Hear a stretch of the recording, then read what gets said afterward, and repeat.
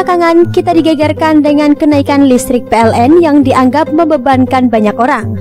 Tak tanggung-tanggung, kenaikan listrik sebesar 20 kali lipat terjadi pada pemilik bengkel, padahal saat pandemi penggunaan listrik justru menurun. Ternyata ada masalah lain penyebab melonjaknya tagihan tersebut. Seperti dilansir dari tribunnews.com, tagihan listrik di bengkel milik Teguh Wuryanto, 56 tahun, menanjak tajam menjadi 20.158.686.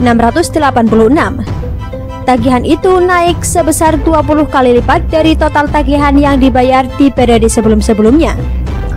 Padahal, volume penggunaan alat di bengkel yang ada di Desa Bedani itu, Kecamatan Lawang, Kabupaten Malang, menurun sejak terjadi pandemi COVID-19. Akhirnya harus dibayar. Kalau tidak mau dibayar, halus melayangkan protes ke Jakarta mungkin. Karena tagihan sudah keluar dan harus dibayar, kata Teguh saat dihubungi Kompas.com melalui sambungan telepon. Teguh mengatakan, kenaikan tagihan listrik terjadi sejak meteran listrik di bengkelnya diganti dari analog ke meteran listrik digital pada Januari 2020 lalu. Setelah itu, tagihan listrik yang diterimanya naik. Namun, Teguh menganggap kenaikan itu merupakan hal yang wajar karena berganti meteran digital. Berdasarkan invoice tagihan yang diterima oleh Teguh, nilai tagihan pada bulan Februari 2020 sebesar 2.152.494. Kemudian pada bulan Maret nilai tagihannya hanya Rp921.067.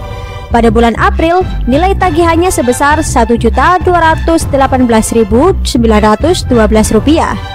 Kemudian tagihan pada bulan Mei naik drastis menjadi Rp20.158.686. Belakangan, Teguh mengetahui ada kebocoran daya reaktif yang membuat tagihan itu meningkat tajam.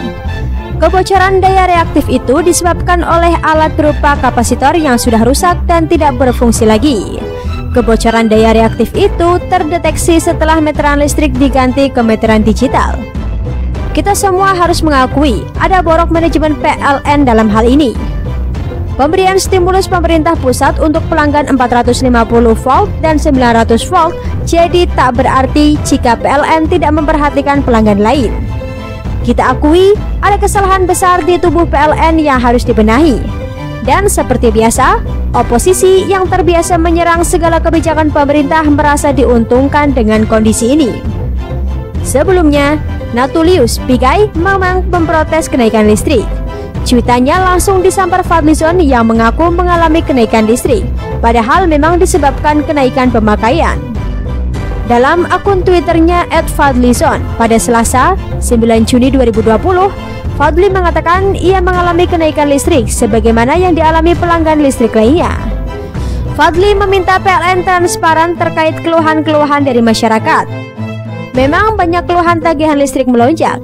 Saya juga mengalami hal yang sama. @PLN_123 harus transparan atas keluhan-keluhan di masyarakat. Kenapa tagihan listrik makin melonjak? Ada privatisasi, tulis Fadli. Cuitan Fadli tersebut kemudian direspons oleh Fajrul Rahman. Dalam postingan di akun Twitternya pada Rabu 10 Juni 2020, Fajrul menyebut manajemen PLN UP3 Ciracas telah datang ke rumah Fadlizon di Pondok Labu.